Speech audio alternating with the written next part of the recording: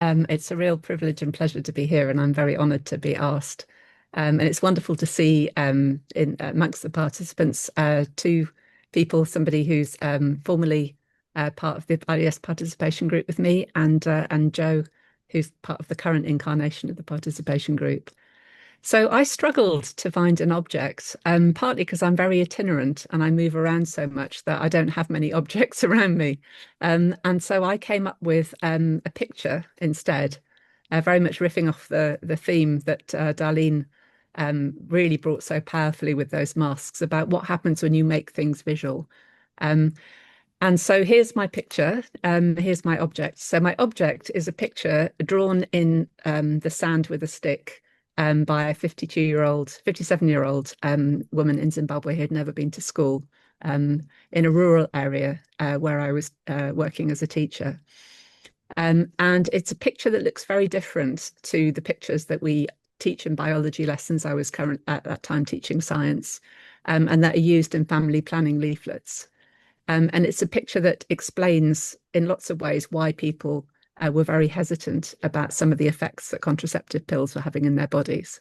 I'll explain the picture a bit more, and I'll explain how I came to be there and why it's a significant object for me in terms of the history of working with participatory research. But I just wanted to first introduce the picture. So it's of a womb-like structure, it's a stomach-like structure, placenta-like structure, but not identical to the ways in which biomedicine might represent those um, anatomical features or even any of the processes associated with them. So just to go back to what I was doing and why this was significant in my own journey, I went to university, I studied science for a bit, I studied arts for a bit. I hated being at university, I hated the university I was at. I was very involved in political work around the miners' strike, around anti-nuclear activism, and I dropped out of university and got involved with a lot of activism, which was my background to participatory research. I was very impatient to see change happening. I saw inequality around me and was very angry around it. I got involved in theatre and in other forms of visual arts protest-related activism. And it was a very bad time in Britain at the time. We had a very, very bad government, Margaret Thatcher. And so I left the country just to go travelling. I found I was going to go for a couple of months. I worked in a restaurant, saved up some money, and I went to Zimbabwe because I knew somebody who'd just gone to Zimbabwe. This was the mid 1980s. And there were lots of people going to Zimbabwe who really identified really strongly with what was going on there. It'd been a revolution. There was a lot of promise. You know, things were being built that had never been built before. People had been given opportunities to be educated and to have a decent health system that had been denied under colonialism. And as a white person, I really felt that it was something that I could go and join in, trying to bring a very different thing to the things that my country had brought to that country. Naive as that was, I was in my early 20s and I was full of fire around it all. So off I go. I end up working in a school. I don't really have any background I'm not a trained teacher. I've dropped out of university. But I was very inspired by Paulo Freire and by ideas about popular education. And I was very interested in trying to find a different way of teaching.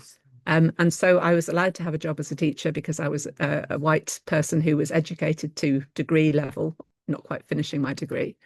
Because a lot of the teachers around me were people who just finished their O levels themselves. So I ended up in a very remote rural area, working in a school, teaching science with no equipment and with a very basic textbook, which was brilliant, which was produced by the sort of quite a radical education project, and also teaching English and teaching English literature.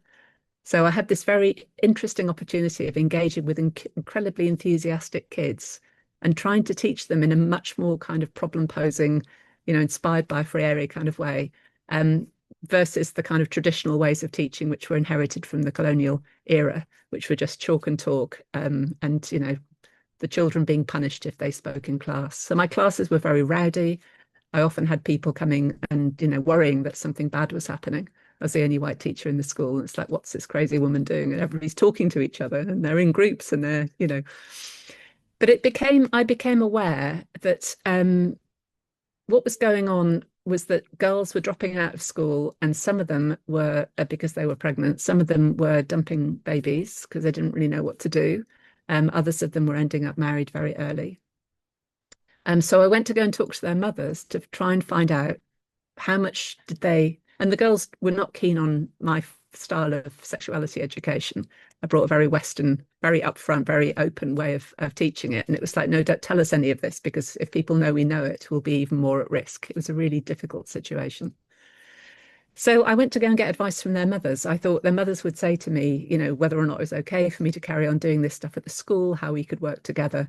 And they said, we don't talk about this either. It's aunts who talk to the kids about, and they used to talk to girls, but these days they don't do it because when there was the Liberation War, there was a lot of issues with the comrades and people having sex and getting pregnant. So we've stopped. And when I was talking to those women, they started asking me a lot of questions about side effects of the contraceptives that they were taking. So what was happening in the late 1980s in Zimbabwe was that there was a big push to get women to take the oral contraceptive in very large numbers. And these women were talking about pains in their body. They were talking about feeling dizzy. They were talking about sort of classic side effects of the contraceptive pill. And they were taking quite high dose contraceptive pills. And so I started a series of conversations with them about what the pill was doing in their body, because they asked me a lot of questions about how it worked. And I couldn't understand, I couldn't break through the cultural language differences between them and me with my English biomedical frame of reference. And they had a very different frame of reference, I could see, but I just didn't understand what it was and how it was. And I puzzled over this. I thought, I'm never going to be able to explain how the pill works or how contraceptives work, how there are alternatives in all these conversations that these women want to have with me, if I can't find a way of communicating. And what came through that was I was telling somebody about it, and they said, oh, you must read Carol McCormack's article. So a very famous feminist anthropologist called Carol McCormack, sadly late, had written this article about from Jamaica of women drawing pictures of the inside of their bodies. And so I started asking women to draw what was in their bodies. I sometimes drew what was in my body, and I got groups of women together to draw a collective version of what was going on in their bodies. And we used that as a conversation to kind of unpack, how did they know what they knew? How did they feel in their bodies? The whole process of embodying feelings at different times when you're pregnant, when you've got your period, a lot of reproductive health issues, but told as a kind of story around these pictures. And the pictures formed the focus for our conversations.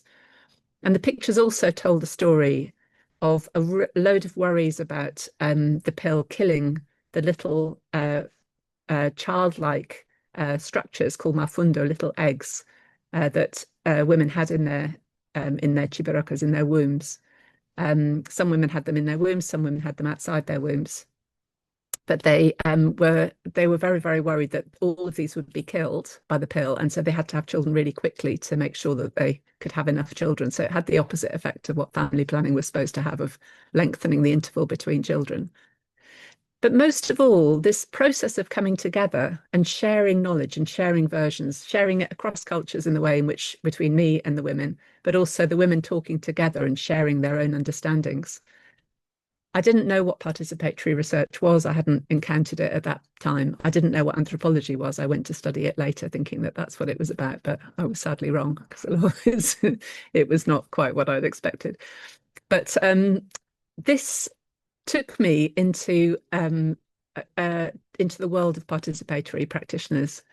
So these pictures, the person I was living with at the time worked at the place, the International Institute for Environment and Development. His name is Ian Scoons, and he was involved in the first generation of innovation around PRA, participatory rural appraisal. So he encouraged me to share what I was doing with Robert Chambers. And I came to IDS to a workshop, which was run by Robert Chambers. And Robert Chambers used to have these amazing sharing workshops. And this was like the late 1980s. People would come, they'd got a method, they'd all share the methods with each other. Everybody would get really, really excited. It was very collective. It was the opposite of academia. It was very unhierarchical. Robert would often sit on the floor, and people would be very relaxed but very excited. And there was a great sharing of all of this. And from that place, from that, the trying things out in Zimbabwe, um, coming into that space with Robert, presenting this example, and people were really interested. And so I called it body mapping and said, this is about, we've got mapping, the kind of participatory mapping was a big thing at the time.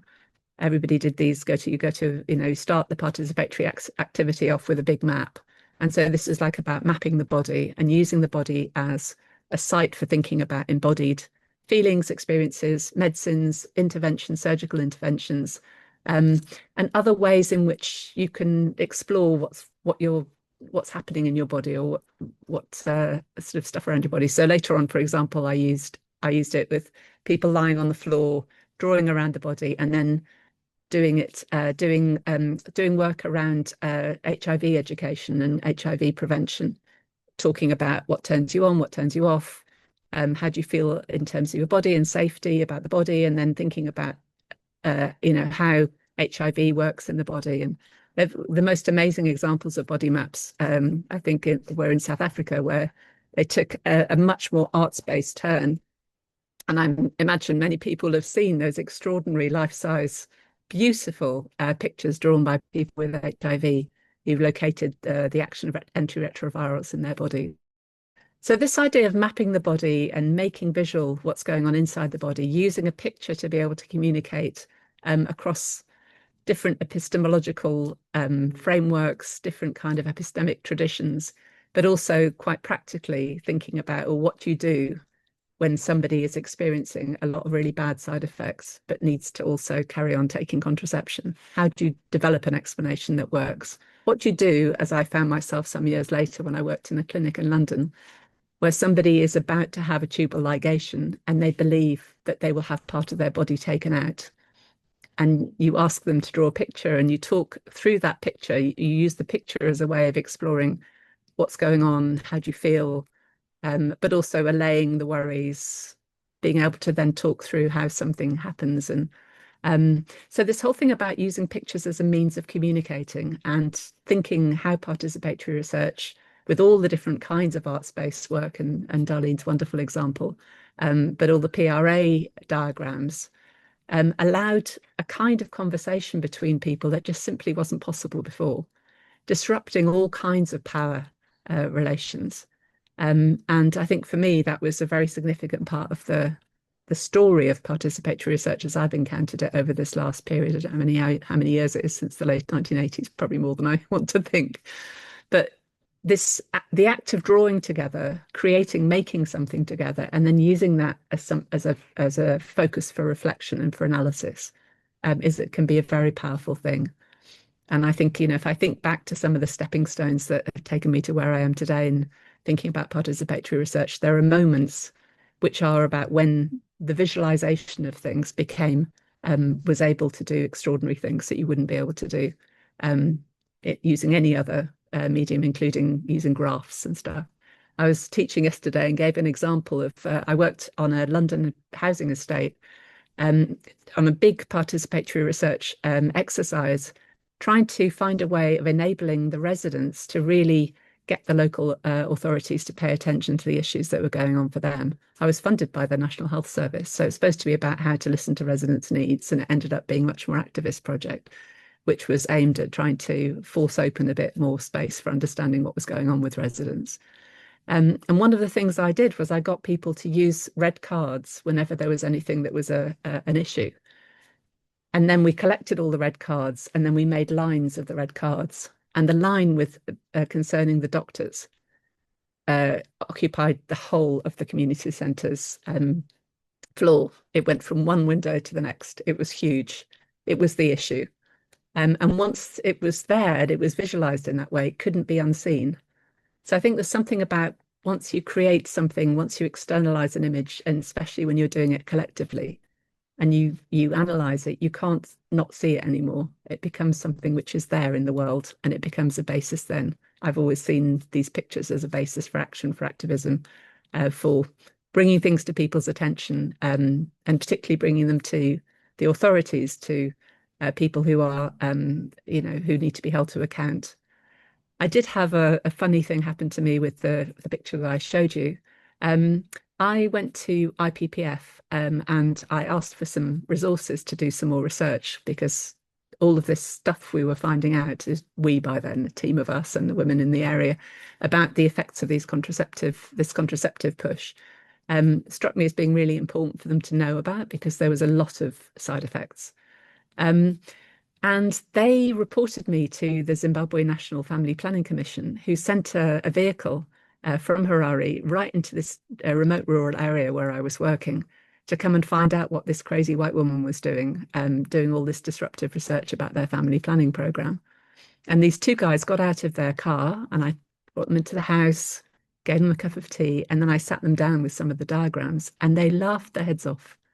They said, "Oh, you're not no trouble to anybody. This is obviously these women are completely ignorant and they don't know anything, and you're just, I mean, they didn't say they were too polite to say you're just crazy." But it was one of those moments where you're like, actually, you could have sat and listened, and I could have told you some really good things. I could have brought some people together, and we could have really helped you to make your family planning program more responsive to women's needs. But you just laugh off their knowledge because they're not educated, and you laugh off these pictures because they're not data in your view. And it was one of those kind of encounters, um, which I found it bemusing, but and it made me angry, but it also made me laugh, because it was so absurd.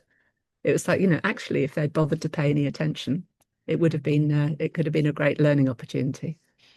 But yes, so that's I think I've said what I need to say about my object, but I'm still very attached to those pictures. And I think that thing of stumbling into participatory research, not even knowing what it was, and then beginning to learn and meeting people, and the experience of being in the participation group and working with John and Robert and Jutta and others who are part of that scene, and then Bud and other people coming through. And one of the most wonderful things about it, I think, about the history of these things, is that the networks and the communities and the openness and the sharing and the delight and the excitement, and the warmth and the empathy. It's so different to academia.